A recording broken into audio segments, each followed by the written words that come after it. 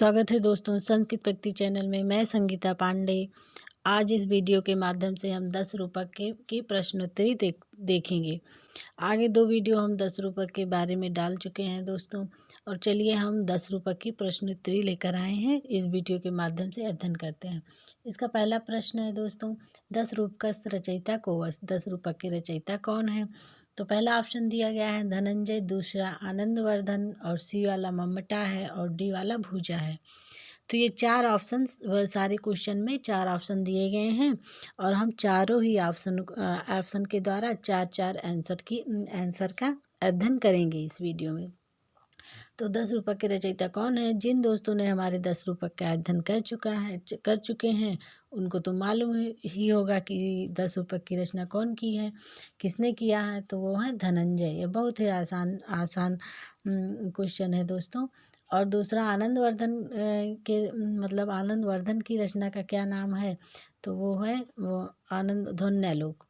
और मम्मटाचार्य ने काव्य प्रकाश लिखा है। भोज ने सरस्वती कंठाभरण इनकी रचना है। चलिए हम दूसरा क्वेश्चन देखते हैं। दूसरा क्वेश्चन है कि रूपकों के भेदक तत्व जो 10 रूपक है धनंजय द्वारा लिखा गया, उसको अलग अलग क्यों ये 10 रूपक एक दूसरे से अलग हैं? तो यही इसमें बता रहे हैं कि रूपक के भेदक तत्व। तो वह अंक और संवाद रस के आधार पर अलग है, कि रस नेता वस्तु के आधार पर अलग है। सी वाला ऑप्शन है वस्तु नेता रंग मंच के आधार पर अलग हैं ये 10 रूपक। की डी वाला रस कथोपकथन अंक के आधार पर अलग हैं। तो इसमें देखते हैं इसका सही आंसर क्या होगा। इसका सही आंसर होगा रस नेता वस्तु, बी वाला सही होगा। जैसे रस 8 प्रकार के होते हैं, तो 10 रूपकों में अलग अलग रसों का प्रयोग हुआ है। जैसे नाटक में श्रृंगार और वीर प्रधान है, और उसमें प्रहसन में हास रस का प्रयोग किया गया है। इसी प्रकार के भरत मुनि ने 8 प्रकार के रसों को बताया है, जैसे श्रृंगार वीर इत्यादि।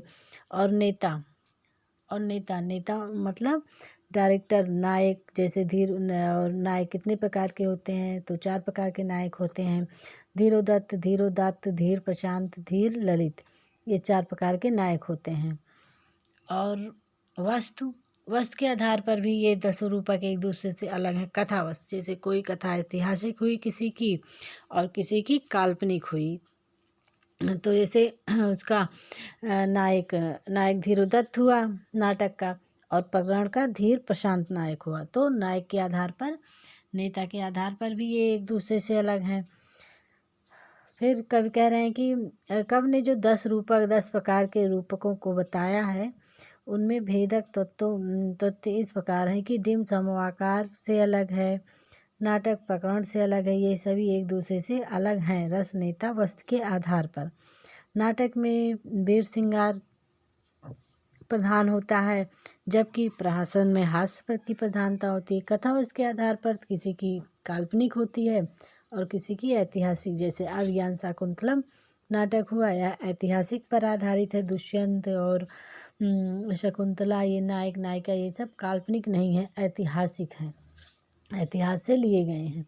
उत्तर रामचरितम भी नाटक, उसके काल्पनिक नहीं कह सकते हम। सीता और राम ये काल्पनिक नहीं है, ये ऐतिहासिक है। तो इसकी कथावस्तु ऐतिहासिक हुई।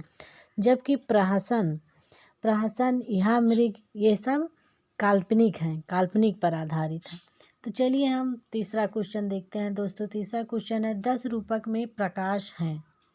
प्रकाश मतलब विभाजन, एक विभाजन का नाम है। जैसे सभी कवियों ने, रचयिताओं ने अपनी रचना के पार्ट को, मतलब अपनी रचना को जिस प्रकार से विभाजन किया है, उसका नाम अलग अलग रख दिया। जैसे काव्य प्रकाश का विभाजन उल्लासों में हुआ है, साहित्य दर्पण का परिच्छेद में, रसगंगा का विभाजक नाम है आनंद, महाकाव्य सर्गों में विभक्त है, और वक्रोत जीवितम 4 उन्मेष है।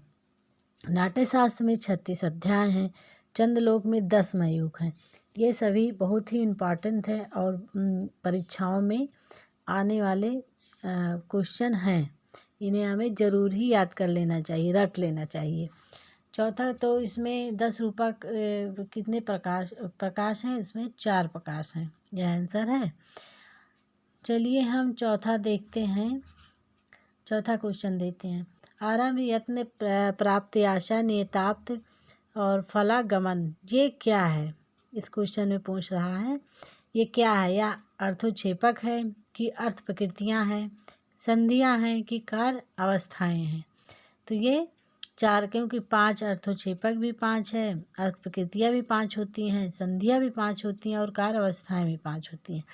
तो इसका आंसर क्या है? इसका आंसर है चौथा डी वाला, कार्य अवस्थाएँ। अर्थोक्षेपक। अगर इस प्रकार से प्रश्न आ जाए कि विषकंभक, चूलिका, अंकाश, अंकावतार, प्रवेशक क्या है मतलब इसमें से क्या है? तो यह है अर्थोक्षेपक। और उसी प्रकार बीज, बिंद, पताका, प्रकृति है। तो यह क्या हुआ? या अर्थ प्रकृतियाँ हैं 5। और संधियाँ का नाम क्या है? 5 संधियाँ, मुख, प्रतिमुख, गर्भ, मर्श और निर्वहन, ये 5 संधियाँ हैं। चलिए हम 5वां क्वेश्चन देते हैं। किस रस में आर्भटी वृत्त है? वृत्त कितनी प्रकार की होती हैं? सबसे पहले हमें यही आना चाहिए। वृत्त 8 प्रकार की होती हैं। तो इसमें पूछ रहा है कि आर्भटी वृत्त किस रस में है?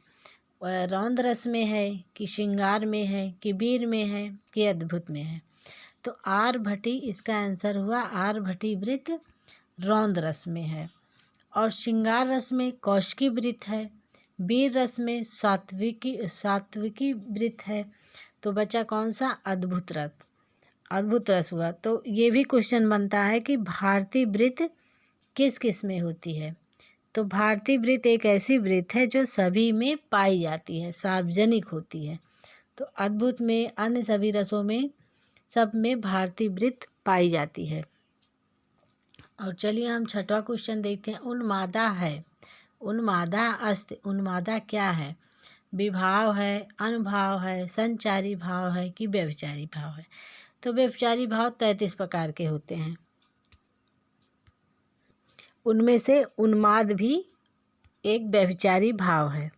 33 प्रकारों में जैसे निर्वाद, निर्वेद, ग्लेन, चिंता, ईर्ष्या आदि 33 प्रकार के व्यभिचारी भाव को बताया गया है, जिनमें से उन्माद भी एक व्यभिचारी भाव है।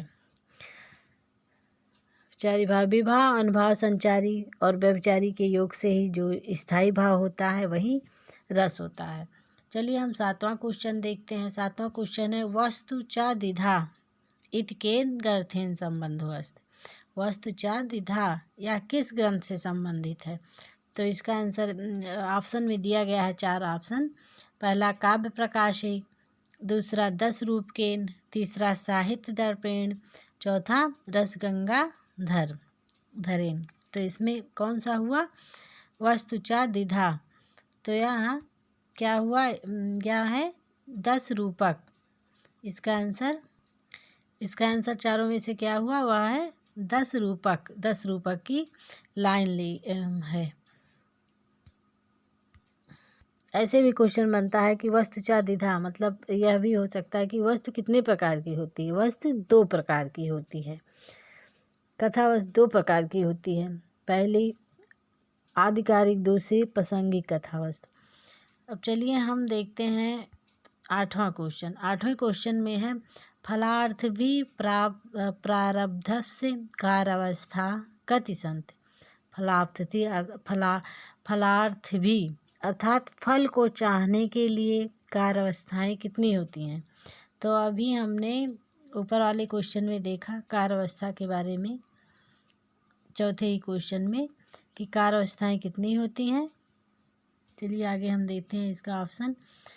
6 होती हैं, 7 होती हैं, 6 होती हैं, 7 होती हैं कि 5 होती हैं कि 10 होती हैं? तो अभी आगे वाले क्वेश्चन में हमने देखा था कार्यावस्थाएँ के बारे में। तो कौन सा आंसर इसका सही होगा? इसका होगा 5। कार्यावस्थाएँ 5 होती हैं, संधियाँ 5 होती हैं, अर्थ प्रकृति, अर्थोक्षेपक, ये सब 5 प्रकार के होते हैं। चलिए 9वां क्वेश्चन हम देखते हैं। शौकिया नायिका कति भेदा? शौकिया नायिका कति भेगा? शौकिया नायिका कितने प्रकार की होती हैं?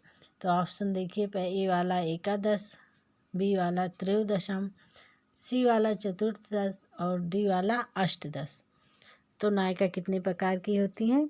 सोइकिया नायिका 2 प्रकार की होती हैं, मुग्धा, पहली मुग्धा और मध्या। तो सोइकिया नायिका कुल 12 प्रकार की होती हैं और इसमें पहली मुग्धा लेकर कितना हो जाएंगी? 13। तो इसका आंसर क्या हुआ? त्रयोदशा। 10वां क्वेश्चन है, 10वां, नाट्य में जहाँ प्रस्तुत भावी कथा वस्तु की अन्योक्तिमय सूचना दी जाती है वह होता है पताका स्थानक होता है कि पताका आधिकारिक की प्रकरण। इन चारों में से कौन सा आंसर सही है? कि नाट्य में जहाँ प्रस्तुत भावी कथा वस्तु की अन्योक्तिमय सूचना दी जाती है वह क्या होता है, यही पूछ रहा है क्वेश्चन में। तो इसका आंसर है पताका स्थानक। 11वां क्वेश्चन है, भूत एवं भावी घटनाओं की सूचना देने वाले नाट्य प्रयोग हैं। रूपक में भूत अथवा भावी घटनाओं की सूचना जहाँ मध्य पात्रों द्वारा दी जाती है वह क्या होता है? वह आकाशभाषित है, विषकंभक है, प्रवेशक है, अंकस है।